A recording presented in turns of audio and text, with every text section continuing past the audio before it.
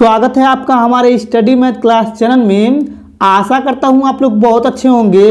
आज हम आपको इस वीडियो में एक प्रश्न बताएंगे जो आपके बोर्ड में आने वाला है। तो देखिए कक्षा 12 के चैप्टर नंबर 11 से लिया गया है, जो आपके बोर्ड में हर साल 5 नंबर का पूछा जाता है। तो चलिए अब हम इसे हल करके बताते हैं।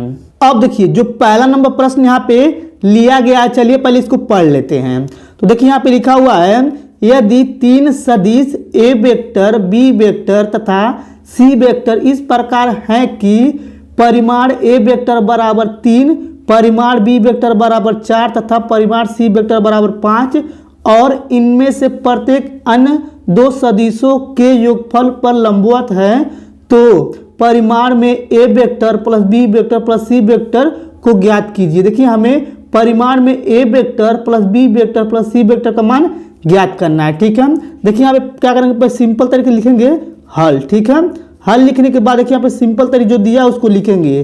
देखिए यहाँ पे परिमाण में ए वेक्टर बराबर दिया है, तो लिखेंगे ए वेक्टर परिमाण में बराबर जो दिया है 3 दिया हुआ है। फिर देखिए यहाँ पे दिया हुआ है बी वेक्टर परिमाण में दिया है सिंपल तरीके से 4, तो इसको भी लिख लेंगे। और देखिए यहाँ पे सी परिमाण में दिया है वेक्टर में ये आपका 5 दिया गया। ठीक है, देखिए इसको लिख लिए हैं। और देखिए यहाँ पे लिखा हुआ था अन्य 2 सदिशों के योगफल पर लंबवत है। तो देखिए यहाँ पे सिंपल तरीके से यहाँ पे क्या करेंगे, लिखेंगे ए वेक्टर। ठीक है, लिखेंगे ए वेक्टर पर लंबवत है। देखिए यहाँ पे ए वेक्टर पर लंबवत है बी वेक्टर, ठीक, प्लस सी वेक्टर। ठीक है, देखिए यहाँ पे लिखा हुआ था इनमें से प्रत्येक 2 सदिशों के योगफल पर लंबवत। देखिए यहाँ पे योगफल लिख दिए यहाँ पे।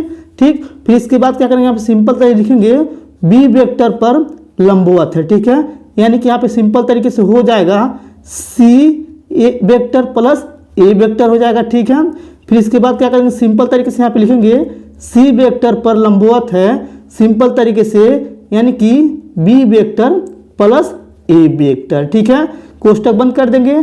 देखिए ए को आगे भी लिख सकते थे और सी को पीछे, यानी कि ए को आगे भी लिख सकते थे और बी को पीछे भी लिख सकते थे, इसमें कोई प्रॉब्लम नहीं है। ठीक है, अब देखिए यहाँ पे सिंपल तरीके से क्या करेंगे, लिखेंगे ए वेक्टर और देखिए यहाँ पे सिंपल तरीके से ये जो दिया है लंब इसको हटाएंगे तो यहाँ पे लगेगा इनटू, फिर कोष्टक में यहाँ पे हो जाएगा बी वेक्टर फिर प्लस सी वेक्टर हो जाएगा। ठीक है, फिर इसके बराबर 0 लगा देंगे। ठीक है, देखिए यहाँ पे लंबवत जब हटाएंगे तो इनटू और बराबर 0 लग जाएगा। ठीक है, फिर देखिए यहाँ पे लिखेंगे बी वेक्टर, ठीक है, इनटू, फिर देखिए यहाँ पे सिंपल तरीके से हो जाएगा सी वेक्टर प्लस ए वेक्टर फिर बराबर हो जाएगा 0। इसी प्रकार से इसमें भी करेंगे। फिर देखिए यहाँ पे लिखेंगे सी वेक्टर और देखिए यहाँ पे लंबवत हटाएंगे तो यहाँ पे सिंपल तरीके से हो जाएगा बी वेक्टर फिर प्लस ए वेक्टर हो जाएगा। ठीक है, अब देखिए इसके बराबर 0 लगा देंगे। अब देखिए इसके बाद क्या करेंगे, सिंपल तरीके से गुणा करेंगे यहाँ पे, तो यहाँ पे हो जाएगा यानी कि ए वेक्टर और बी वेक्टर। ठीक है, फिर प्लस, फिर देखिए इसमें भी गुणा करेंगे तो ए वेक्टर यहाँ पे सिंपल तरीके से हो जाएगा सी वेक्टर बराबर 0। तो देखिए इसको समीकरण नंबर 1 मान लेंगे। उसी प्रकार से इसमें भी गुणा करेंगे। देखिए यहाँ पे बी से करेंगे सी में, तो यहाँ पे हो जाएगा बी वेक्टर और सी वेक्टर। ठीक है, फिर प्लस यहाँ पे गुणा करेंगे तो ए को आगे लिखेंगे ए वेक्टर फिर आप हो जाएगा यानी कि बी वेक्टर बराबर 0। देखिए इसको समीकरण नंबर 2 मान लिए हैं। इसी प्रकार से इसमें भी गुणा करेंगे, सी से गुणा करेंगे पहले बी में, तो बी को आगे लिखेंगे तो लिखेंगे बी वेक्टर और यहाँ पे सी वेक्टर। ठीक है, बीच में प्लस लगा देंगे। फिर देखिए यहाँ पे क्या करेंगे, सी से करेंगे ए में गुणा, तो पहले ए को लिखेंगे ए वेक्टर फिर यहाँ पे हो जाएगा सी वेक्टर। ठीक है, फिर बराबर 0 हो जाएगा। ठीक है, इतना आपको अच्छे से समझ में आया होगा। तो देखिए इसको समीकरण नंबर 3 मान लेंगे। ठीक, इतना करने के बाद देखिए यहाँ पे सिंपल तरीके से क्या करेंगे, यहाँ पे लिखेंगे समीकरण। ठीक है, लिखेंगे समीकरण 1 व 2, ठीक है, व 3। ठीक है, यानी कि समीकरण 1 व 2 व 3 को जोड़ने पर। ठीक है, देखिए यहाँ पे तीनों को क्या करेंगे, जोड़ेंगे। ठीक है, लिखेंगे जोड़ने पर। ठीक है, अब देखिए इसके बाद क्या करेंगे, सिंपल तरीके से समीकरण 1 यहाँ पे दिया है इसको लिखेंगे ए वेक्टर बी वेक्टर। ठीक है, फिर प्लस यहाँ पे लिखेंगे ए वेक्टर और सी वेक्टर। ठीक है, फिर प्लस लगा देंगे। देखिए इसको जोड़ रहे हैं तो यहाँ पे हो जाएगा बी वेक्टर, यहाँ पे हो जाएगा सी वेक्टर, फिर प्लस यहाँ पे हो जाएगा ए वेक्टर, फिर यहाँ पे हो जाएगा बी वेक्टर। ठीक है, फिर प्लस लगा देंगे। देखिए इसको लिखेंगे,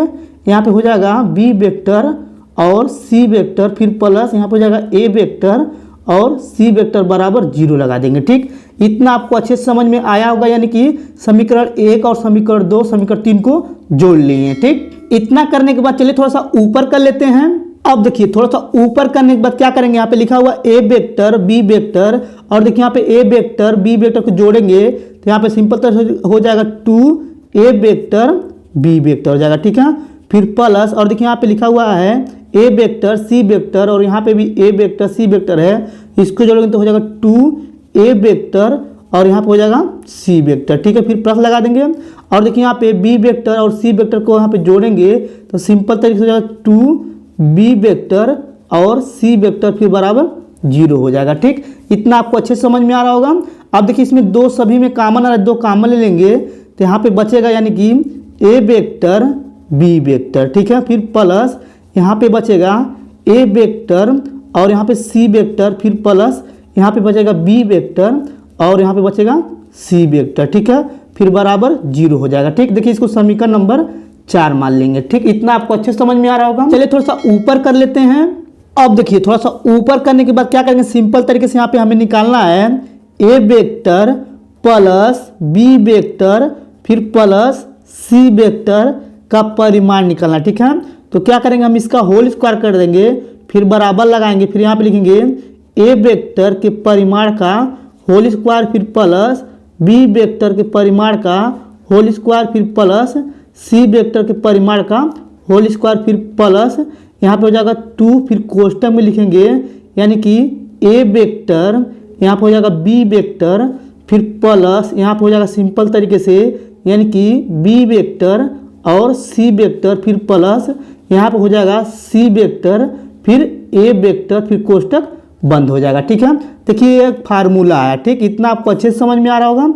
अब देखिए यहाँ पे लिखेंगे ए वेक्टर फिर प्लस बी वेक्टर फिर प्लस सी वेक्टर के परिमाण का होल स्क्वायर फिर बराबर, देखिए यहाँ पे ए वेक्टर के परिमाण का जो मान दिया था 3 दिया था, 3 का स्क्वायर करेंगे। फिर देखिए यहाँ पे बी वेक्टर के परिमाण का जो मान दिया था 4 दिया था, 4 का स्क्वायर कर देंगे। फिर देखिए यहाँ पे सिंपल तरीके से सी वेक्टर के परिमाण का जो मान दिया था 5 दिया था, इसका भी होल स्क्वायर कर देंगे क्योंकि इन सभी का होल स्क्वायर है। ठीक है, फिर प्लस, और देखिए यहाँ पे इसका जो माना है समीकरण 4 से 0 लिख देंगे। ठीक, इतना आपको अच्छे से समझ में आ रहा होगा। अब देखिए इसके बाद क्या करेंगे, फिर लिखेंगे A vector plus B vector फिर प्लस सी वेक्टर का परिमाण का होल स्क्वायर फिर बराबर, इसका वर्क करेंगे तो यहाँ पर हो जाएगा 9, फिर इसका वर्क करेंगे तो हो जाएगा 16, फिर इसका वर्क करेंगे तो 25 हो जाएगा। ठीक, अब देखिए इसके बाद क्या करेंगे, फिर लिखेंगे ए वेक्टर के plus B vector plus C vector का परिमाण का होल स्क्वायर फिर बराबर, इसको जोड़ेंगे तो 50 आ जाएगा। अब देखिए जो वहाँ पे स्क्वायर दिया इसको फेंक देंगे तो यहाँ पे हो जाएगा A vector plus B vector plus C vector, और देखिए बराबर लगाएंगे, परिमाण यहाँ पर लगा देंगे, ये आ जाएगा करनी में 50। ठीक है, इतना आपको अच्छे से समझ में आ रहा होगा। चलिए थोड़ा सा ऊपर कर लेते हैं।